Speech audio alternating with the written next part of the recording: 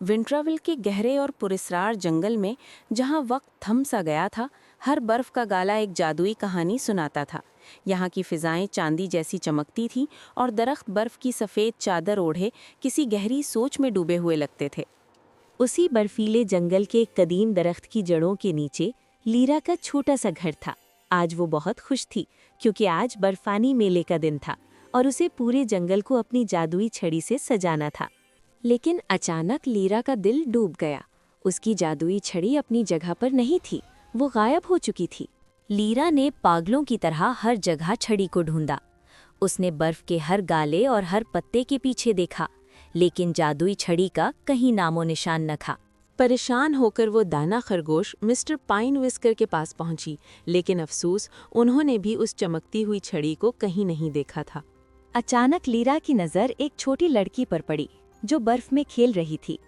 Lira ने सोचा कि शायद ये इंसान उसकी मदद कर सके।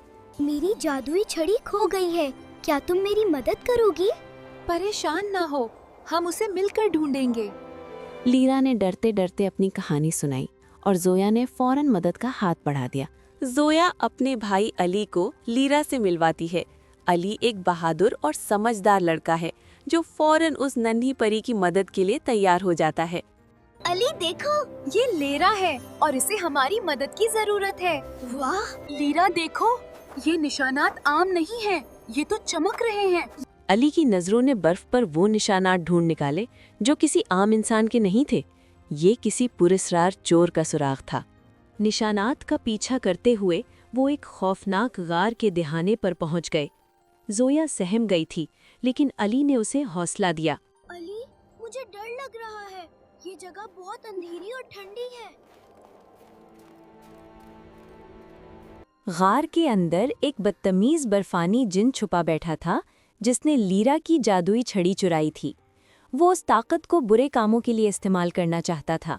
जोया ने एक चालाकी सोची। उसे पता था कि जिन चमकती चीजों का शौकीन है और यही उनकी कामयाबी की चाबी थी। लीरा, मैं इस चमकते हुए पत्थर को दूसरी तरफ फेंकूंगी ताकि जिन वहाँ देखे।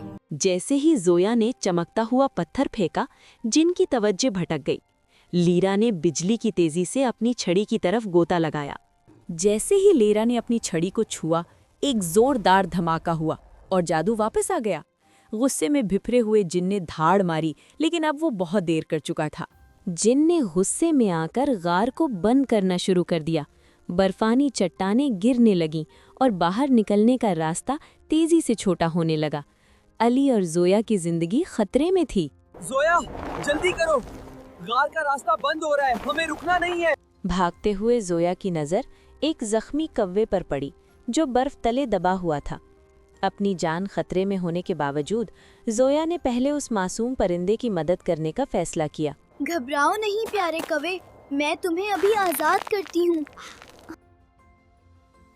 कव्वे ने अपनी वफादारी निभाई और बच्चों को एक ऐसी सुरंग दिखाई जहां से वो बहिफाजत निकल सकते थे। अली और जोया ने एक दूसरे का हाथ थाम लिया। कव्वे की आवाज़ उनके लिए उम्मीद की किरण बन गई थी, जो उन्हें इस अंधेरी वार से बाहर की रोशनी की तरफ बुला रहा था। अली देखो, कौवा हमें रास्ता दिखा रहा है, हम वहाँ तक पहुँच सकते हैं। बर्फ इतनी हमवार और ठंडी थी कि ऊपर चढ़ना नामुमकिन लग रहा था। जोया का पांव फिसला और एक लम्हे के लिए ऐसा लगा कि सब खत्म हो जाएगा, लेकिन अली ने उसे मजबूती से थाम लिया। जब तमाम रास्ते बंद नजर आ रहे थे, तभी बर्फानी तोदे के पीछे से नन्हा मिस्टर पिन विस्कर नमूदार हुआ। उसने अपनी बहादुरी दिखाई और बच्चों को बचाने के लिए एक मजबूत जड़ नीचे फेंकी। मौत उनके कदमों के नीचे थी, जिनका हाथ उन तक पहुंच ही चुका था कि अली ने जिंदगी की आखिरी कोशिश की। अली का पांव फिसला और वो सीधा जिन के खुले मुंह की तरफ गिर गया। मौत सिर्फ चंद फुट दूर थी। खतरा बिल्कुल करीब था। अली ने अपनी जान की परवाह किए बगैर जोया को आगे बढ़ाया, जहां मिस्टर पिन विस्कर उन्हें निजात का रास्ता दिखा रहा था। अली तेजी से गहराई में गिर रहा था, लेकिन अचानक कौवा एक फरिश्ते की तरह नीचे झपटा। उसने अपनी पूरी ताकत से अली को थाम लिया ताकि उसे मौत के मुंह में गिरने से बचा सके। जोया ने डरने के बजाय हिम्मत दिखाई। उसने अपना नन्हा हाथ बढ़ाकर अली को मजबूती से पकड़ लिया। परी ने अपनी जादुई रोशनी से जिन को अंधा कर दिया ताकि वो बच्चों तक ना पहुंच सके। मिस्टर पिनविस्कर ने अली को रास्ता दिखाया। मौत अब उनके पीछे थी और जिंदगी उस तंग सुरंग के उस पार। सुरंग के अंदर 2 रास्ते थे, लेकिन परी ने अपनी जादुई रोशनी से उन्हें सही रास्ता दिखाया। क्या हमें ऊपर जाना चाहिए? अली और मिस्टर पिनविस्कर खामोशी से पीछे देख रहे थे, जहां जिन अब भी उन्हें ढूंढ रहा था। आखिरकार उन्हें बाहर की रोशनी नजर आ गई। बर्फानी जंगल उनका मुंतजिर था, लेकिन आज़ादी अभी दूर थी। नीचे देखकर अली का दिल डूब गया।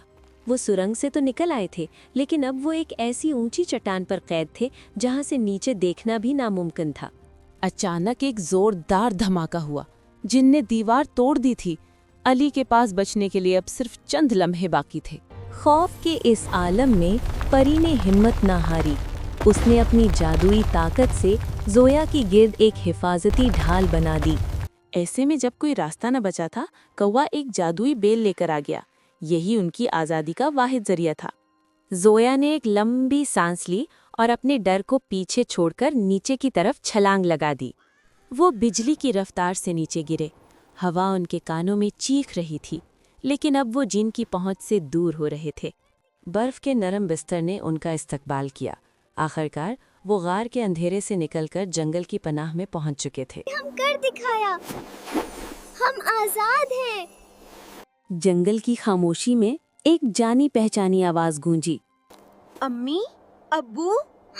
ये आवाज किसी जादू या किसी जिन की नहीं थी, बल्कि उनके वालिदैन की पुकार थी।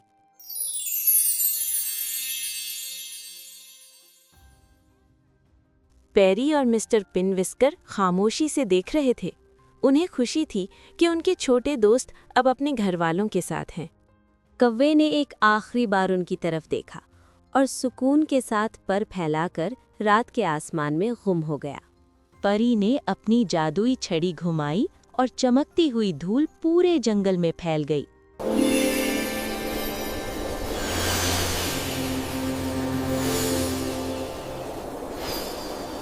हर दरख्त, हर शाख, हर बर्फ का जर्रा चमकने लगा।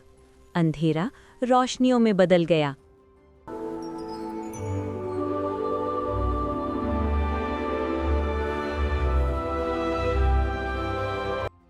जंगल के तमाम बासी अपने घरों से निकल आए इस जादुई त्योहार का जश्न मनाने के लिए।